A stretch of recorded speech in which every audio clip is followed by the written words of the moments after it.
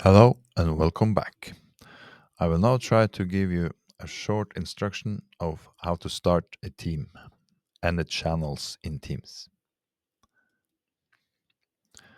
How to start. If you haven't been assigned a team through the overarching system owner or similar, you can order a team yourself through team ordering, which you can find in the left sidebar under Order Apps.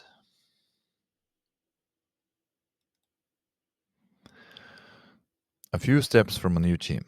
You need to enter some data to create a new team. This is quite intuitive, so check everything the theme asks for and make sure everything is in order. Order the team in the end. A few minutes later, you will have a new team. You got your new team. What now?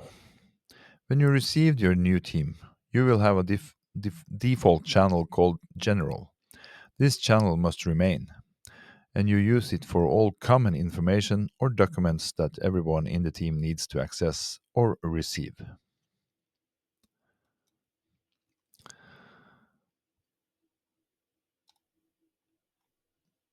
To add more channels in the team, we locate the three dots behind our team name, and there we will find this menu. Since this is in Norwegian, I will tell you what the menu says from top to bottom. It says View, Manage Team, Add Member, Add Channel, Get Link to Team, Leave Team, Manage Tags, and finally Delete Team.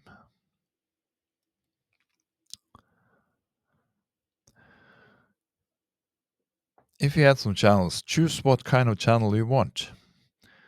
If you choose the default channel, everyone in the team will have access to this channel. A shared channel can be shared with others outside the team, including those not in your organization. They can be added using email addresses.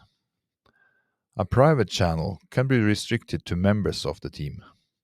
Members of private channels must be members of the team, and it can be locked for individuals, not visible to team members who are not members of the channel.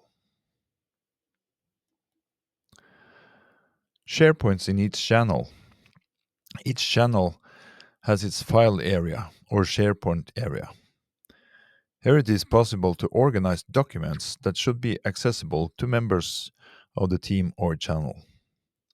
It also advantage to store documents in a well-organized system in the file area before sharing them in the channel's post chat.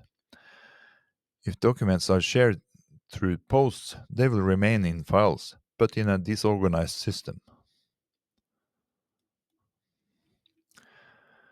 When you look at the structures of teams, you can imagine it is resembling the file explorer on your computer. The team is the main folder. Channels are subfolders, and each file are in each channel is subfolders of those again.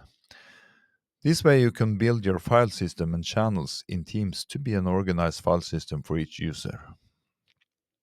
Each channel has its own post area, or chat if you want.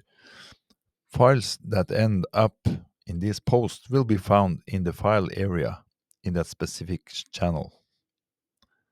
Unorganized, that is. Next subject, dialogues and collaboration features in Teams.